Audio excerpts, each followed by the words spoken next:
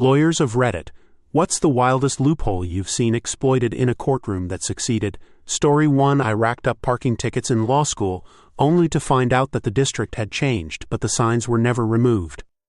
The street behind the school was in a different district, one with no time limit on parking.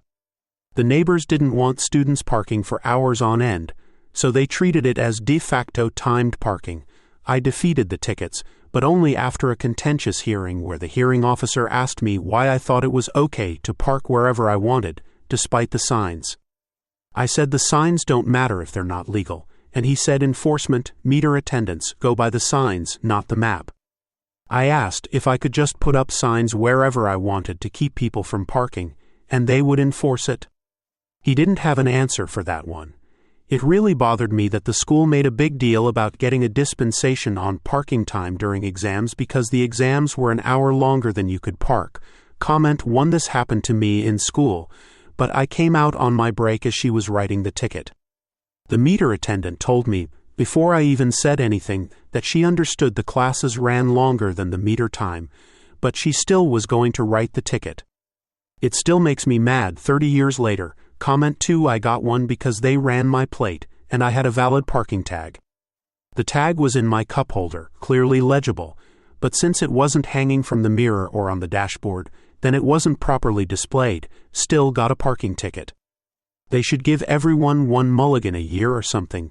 Comment 3. You might like this. My friend and I would always park on a certain street for college that had no meters, and 3 different times she got a parking ticket for an overdue meter. She told me she went to court each time to contest it, and on the 3rd time, the court actually called the same officer who had issued the ticket in. Comment 4. Can we have the rest of the story, please? Did the judge give the officer a dressing down? Were they embarrassed? Did your friend get an apology? Was it safe to park there after that? Comment 5. Well, this is just relayed from my friend. She told me the first time the officer dismissed the ticket, as well as the second. I guess she kept getting the same judge because she said the judge was upset on the 3rd time and just asked to get the officer's badge number so the judge could dress them down. Story 2. I got the physical evidence, a bag of substances, thrown out because the officer reached into my client's pocket before patting the outside first. Because that was the only evidence that my client committed a crime, the prosecutor was forced to dismiss the entire case. Comment 1. Yeah. But he could have frisked the outside of the pocket, and then, if he thought there was contraband, reached in. Basically, all he had to do was touch the outside first before reaching in to make it a legal search. Comment 2. I had a case against me thrown out when body cameras were brand new, and a cop had filmed himself being adamant, absolutely adamant, about why they were searching my friend's car, which didn't actually have any legal backing. Then they wrote a different reason in their report, and the judge was all, "Nope, not going to fly." The prosecutor had been yelling about putting me in prison for 10 years. All the while it was not my firearm, and it was legal anyway, not my substances. And trust me, that was a wild week. If we'd known those substances were there, I swear we would have used them already. I did have my own pants on that day. All's well that ends well. The officers didn't get disciplined for illegal searches, though. Of course. Comment 3. My husband's uncle got caught with an ounce of cannabis. When it got to court, he was charged with possession of 14 grams of cannabis. Uncle loudly declared, "No, it was 28 grams, I just purchased it." I saw them weigh it. It got thrown out of court. Story 3. There really aren't loopholes like that where people dramatically win a case in court based on a word in a statute no one else read or whatever it is you're thinking of. Closest thing I can think of. I knew of a criminal defense attorney that had a slight foreign accent. When he had a lost cause of a case, in court he would sometimes play up the accent heavily, pretend to understand less English than he really did, generally play dumb, etc. This was juxtaposed with one of the best prosecutor offices in the country, who were all very polished. His hope was the jury might feel sorry for his client and acquit him even if they thought he was guilty because it felt like he never had a fair shot. It was a fine line to walk to do that, and not upset the judge though. Comment 1. This guy was like, "Citibank isn't real. I shouldn't have to pay my mortgage." He represented himself because every lawyer he spoke to was like, "You're wrong. That's not how it works. You're going to lose." He was 100% right. Citibank made a mistake when they deregistered in Australia, and the court held they couldn't reincorporate just to sue this guy. Comment 2. That's a wild story, albeit a bit difficult to follow for a non-lawyer. A shame the defendant's health deteriorated throughout the course of the whole ordeal. Comment 3. I really dislike Citibank. I'm in the US. I got a loan from them through Best Buy for a computer in 2012. I had no idea how it worked. I was told I could make minimum payments, so I did. What I was not told was that the 0% interest would become absolutely massive after a year if it wasn't paid off. So young, inexperienced me made minimum payments for a year, and the loan nearly doubled its original amount. I eventually stopped paying because it seemed like no matter how much I paid, it wouldn't make a difference. So I just quit paying. Here I am, 30 years old, and they are now garnishing my wages to pay it off. Like, how can you garnish my wages after 12 years? Comment 4. Juries, generally speaking, don't punish defendants for having bad lawyers. Good lawyers know this, and take it into account. Comment 5. You should have seen the jury panel I was on last year. There were so many missing pieces, and all of the lawyers were obviously tongue-tied. One of our longest discussions was debating whether the prosecutors were incompetent or if a ton of evidence was thrown out. Story 4. I got in a no-injury car accident, gave the officers my insurance which had both my name and my dad's name. I'm a male with a name that is normally a female's name. The officer wrote the ticket to my dad because he assumed who I was based on the names on the insurance. When I went to court to pay the fine, the judge told me I couldn't represent my dad. When I explained that he was living very far away from the accident and I was the driver, the judge said, "Well, you have no ticket and your dad obviously wasn't the driver, so case dismissed." Comment 1. Heard of a similar case. From what I remember, this guy and his uncle had the same name and worked at the same company. A legal case was brought against the guy, but they served his uncle. At trial, the plaintiff is trying to get the guy to admit to something, and he's just like, "No, I did not do that." Lawyer: "Is your name Uncle?" "Yes." Lawyer: "And on X date did you do this, Uncle?" "No." Lawyer: "Is this your name on this time card, Uncle?" "Yes." Lawyer: "So you admit that you worked on this day, Uncle?" "No, if I recall correctly." The judge stopped it after a bit. Story 5. Still in law school, but I'm amazed at how few loopholes there are. I'm always on the lookout, but there's usually some catch-all, some provision, some exception, some countervailing doctrine that prevents it. The closest thing I've found to a clear loophole is that some items are exempted from the list of what can be seized to satisfy a judgment against you, but without specifying a maximum value. Like under New York's CPLR 5205, even though exempt books can't exceed $500 in value, religious texts have no such limit. So theoretically, if you invested all your money in expensive rare Bibles, they couldn't be taken no matter what. Comment 1. The closest thing I've encountered to actual legal loopholes are jurisdictional issues where there is no one clear singular organization in charge, so nothing can be done about anything. It's a loophole in the sense that people can commit crimes and get away with them not because they aren't illegal, but because there's no means of enforcing the law.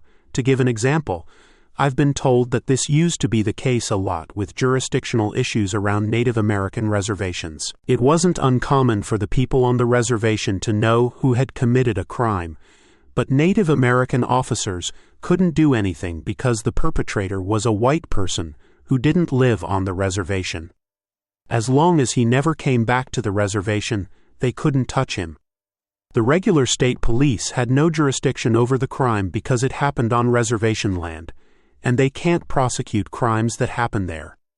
Federal police also don't have any jurisdiction unless the crime committed is a federal crime. My understanding is a lot of these loopholes have been closed.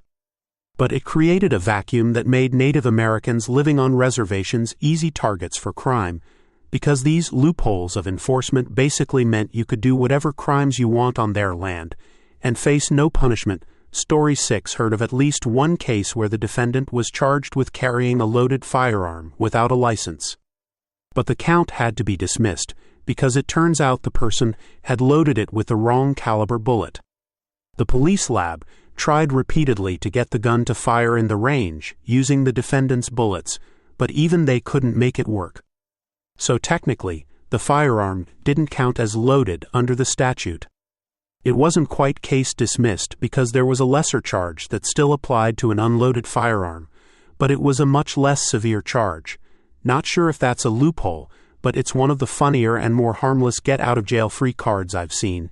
Comment 1. The iconic photo of a lawyer with an AR-15 and his wife limp-wristed holding a pistol was an interesting one. The pistol had been used as a prop during a court case, so it had been altered such that it couldn't fire. When the police seized it, they noticed that it had been rendered inoperable and fixed it.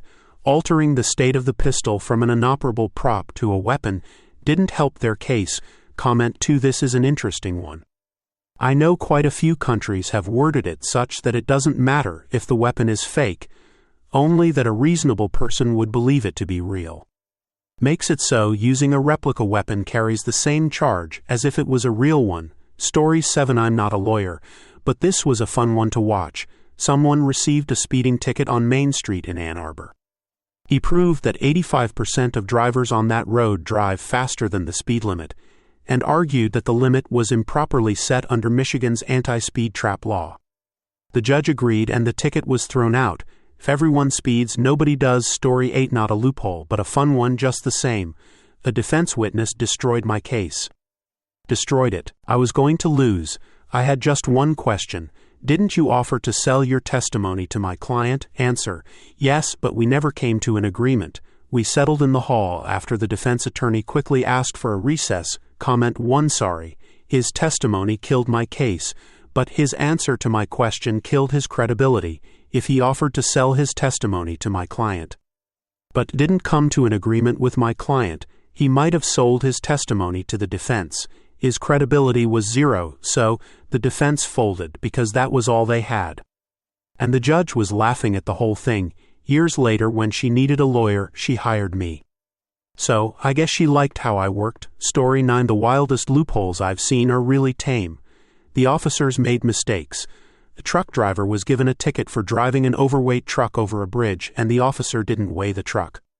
A guy was given a ticket for failure to yield at an intersection when he did a U-turn in the middle of a highway, causing an oncoming driver to rear-end him. Stupid stuff like that. Comment 1. I know a guy that got away with a DUI because of fruits of a poisonous tree. They pulled him over for an illegal U-turn and then gave him a DUI. The problem?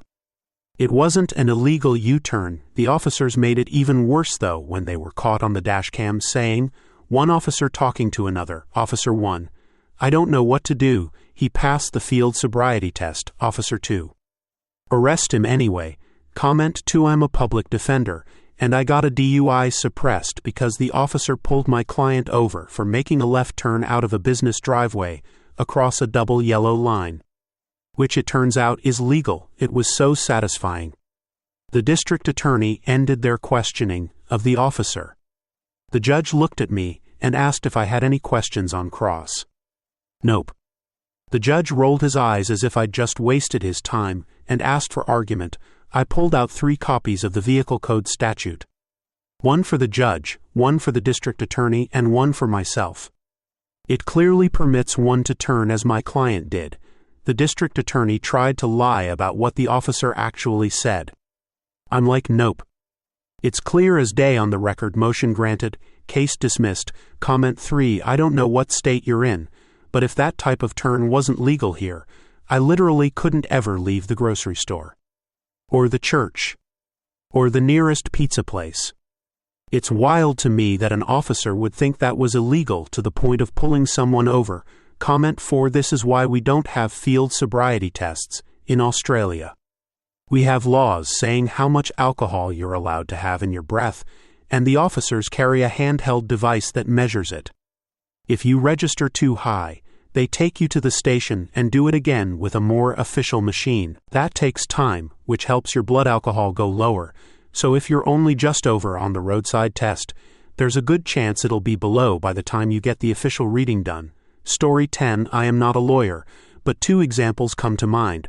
For a period of time in my state, if you got a speeding ticket, you could have a hearing, and request the radar technician to testify that the equipment had been calibrated correctly. Given that there were only 2 technicians qualified in the state, they basically never showed up, and the ticket would get thrown out. Another example: a local officer was charged for catching the wrong size fish, basically poaching. Since he lied to the game officer in his statement, all prior convictions that relied on his testimony became easy appeal cases. Comment 1: I knew a judge in Florida. This was a while back, he's long since retired, who insisted on seeing the calibration log for the device if officers came to court with "the radar gun said so," apparently. He threw out a lot of tickets. Comment 2: semi-related, but in Pennsylvania, only state troopers are legally allowed to use radar guns, so city officers have to use either pacing or VASCAR. VASCAR basically works like this. The officer sits somewhere they can see cars going down the road and passing over 2 points on the road that are a known distance apart. Like 2 white lines painted on the asphalt that they know are 400 feet apart. The officer starts a stopwatch when the car passes the first line, and stops it when it passes the second line. Then they enter the total elapsed time into a computer, and the computer calculates the speed. Since the whole thing is based on when the officer starts and stops the timer, I'm sure you can see how big of a margin for error there is.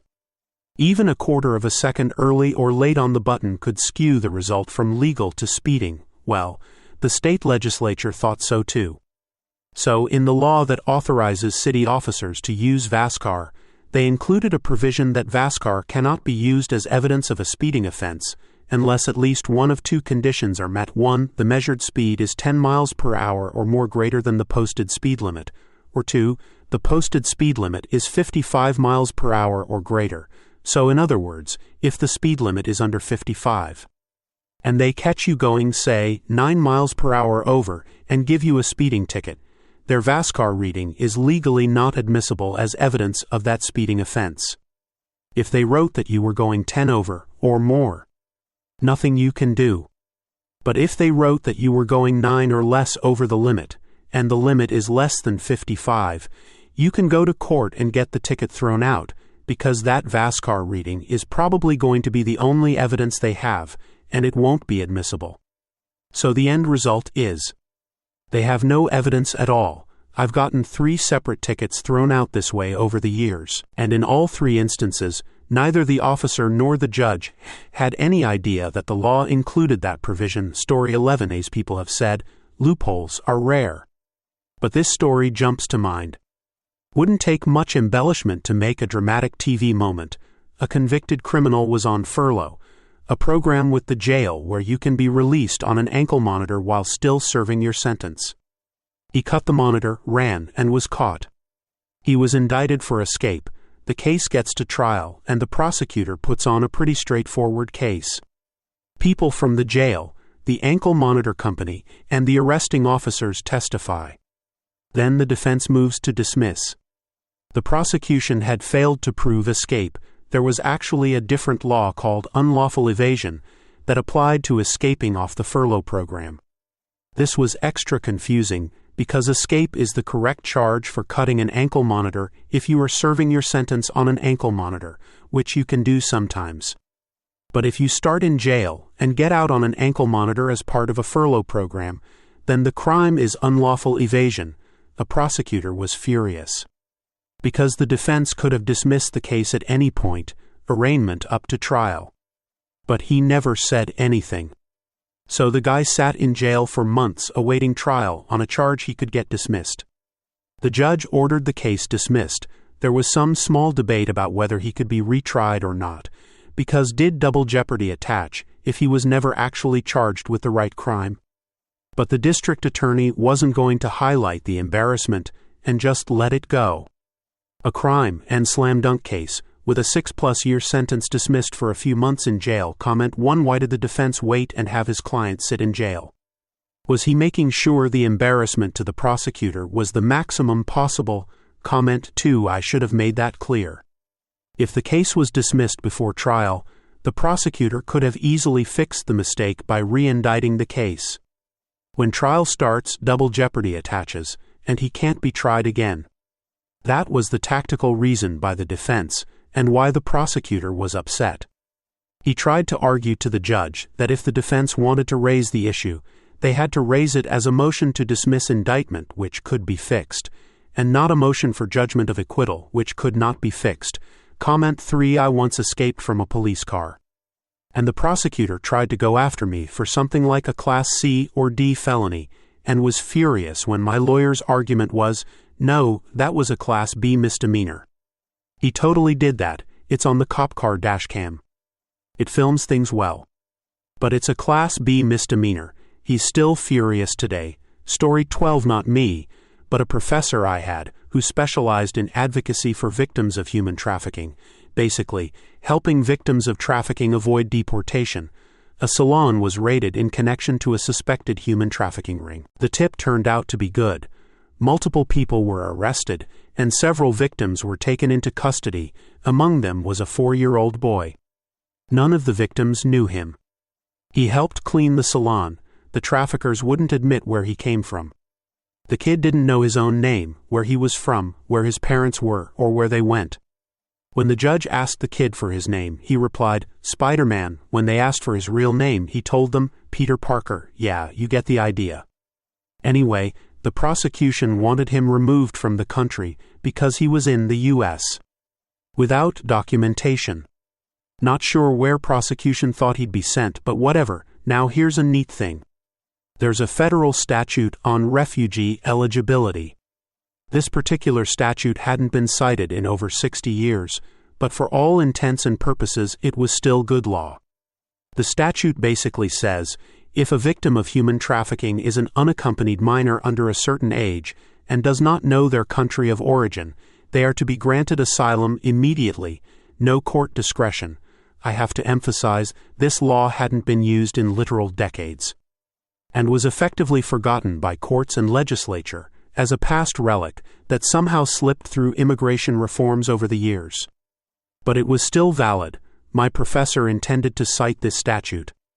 The prosecutor was terrified of creating new case law and offered to drop charges if this statute wouldn't get brought up. The professor agreed because it was in the best interest of the client. In a strange twist of fate, the prosecutor died, and the newly assigned prosecutor said he would not honor any pre-existing deals. The professor was like, fine, let's make some case law.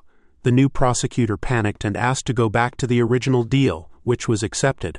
I suppose it's not a loophole, but very interesting in my opinion. Story 13 from Legal. Not a loophole, but more a case of serious malpractice. Some lawyers tried to use ChatGPT to write their brief. The language model hallucinated and invented court cases and references. They filed it anyway. The opposing party candidly asked the judge, we don't seem to be able to find the mentioned cases in any of the legal databases. Could they please provide sources? The judge frowned. The lawyers panicked, tried to play dumb, and asked for time. While they used ChatGPT again to write the fake cases, the judge was not amused. They got disbarred. Story 14. A lawyer acquaintance knew of a few places where there were no parking signs, but the areas were somehow missed in the bylaws.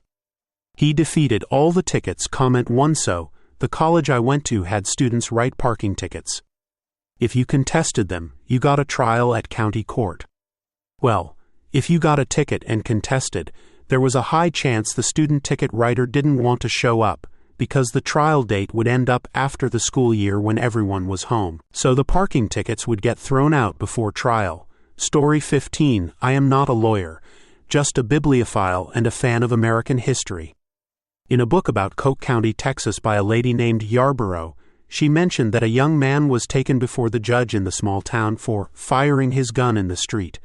The young man was brought before the judge, who pulled up the statute and read it, and it said essentially, it is an offense to discharge a firearm in the streets of Robert Lee, Texas. He then asked the boy to describe exactly what he was doing, why, and where he was.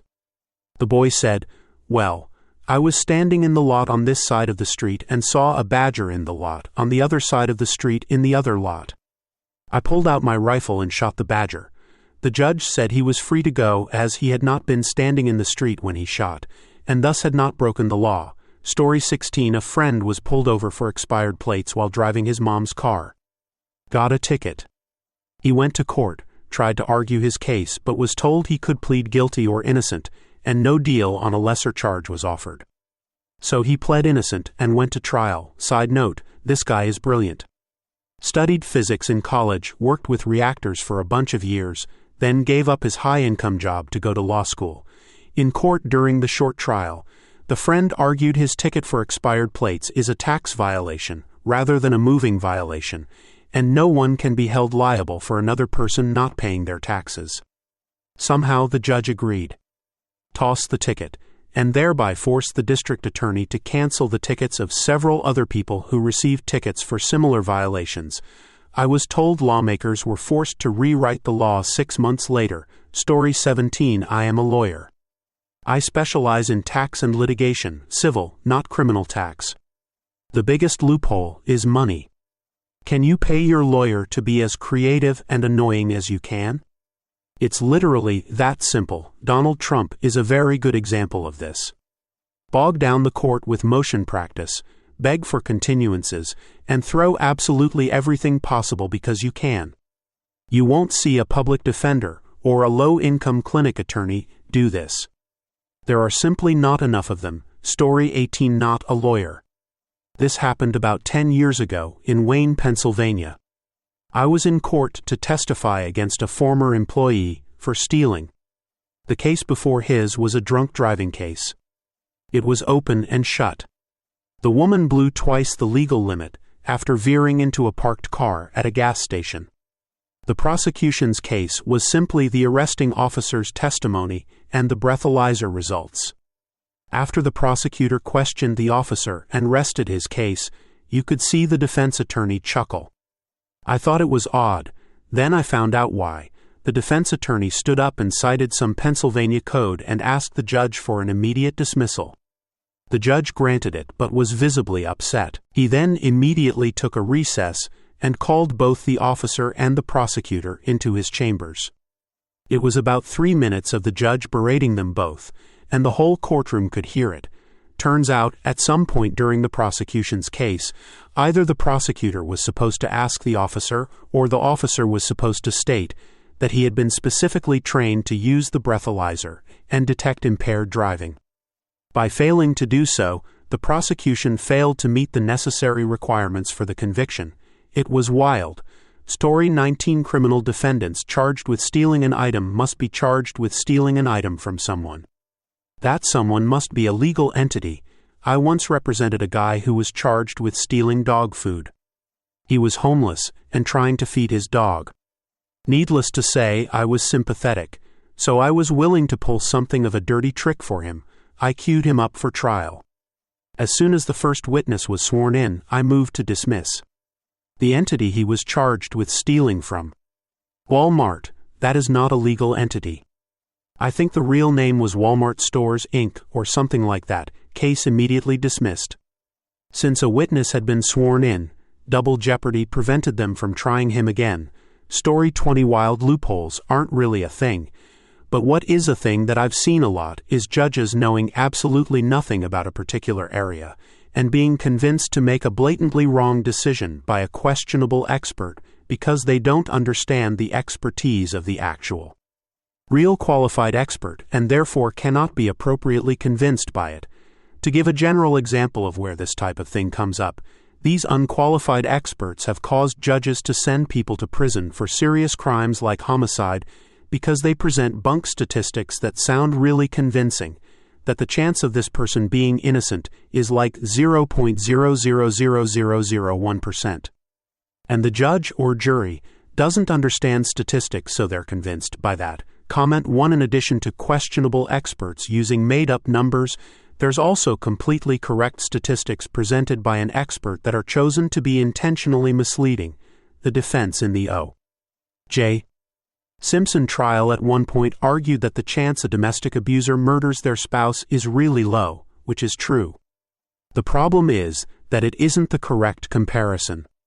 The correct one would be the chance that a domestic abuser, whose spouse ends up murdered, is the perpetrator of the murder. That turns out to be quite high. Story 21. Not a lawyer but close to one. In law school in Finland, they were taught about a case where a man was on trial for failing to pay back a loan. His lawyer argued that he shouldn't be convicted of delinquency, No idea what the actual terms are in English. Bear with me, because he never had intended to pay the loan back in the first place, and he won the case. The reason was because the prosecutor had made a mistake. He had prosecuted the man only for the lesser charge of being delinquent in making payments, and forgot to write up the alternative charge of outright fraud, so the court had to rule that there was reasonable doubt whether the man actually committed the act he was on trial for. Story 22. My dad is a lawyer and was telling me a story the other day. My older brother switched high schools right before his senior year to play football for a coach that my dad was really good friends with. Normally you have to sit out a year if you transfer, but my dad knew of a rule in the state bylaws that says a judge's order saying they are eligible makes them eligible to play. So he went to his judge buddy's house and got him to amend the custody agreement, basically saying he was immediately eligible. They ended up having to go in front of the board of directors and everything. But he basically showed them their own rule, and he was able to play. They removed the rule before the next season. Story 23. My grandpa was a lawyer for an oil company a few decades ago. They had a huge federal case one time, and he simply went up to the judges and told them they didn't have jurisdiction. The oil was drilled in Texas and refined in Texas, had never left the state of Texas. So there was no interstate commerce, and the federal court had no jurisdiction. He got the case thrown out en banc. Story 24. There was one guy who owed $464 million in bond, and his lawyers said he couldn't pay it and didn't have the money to pay it. He then went on to say he did in fact have the money, but didn't want to pay it, so they appealed hoping to lower it. The day of the deadline, a court announced they'd be lowering the bond to $175 million.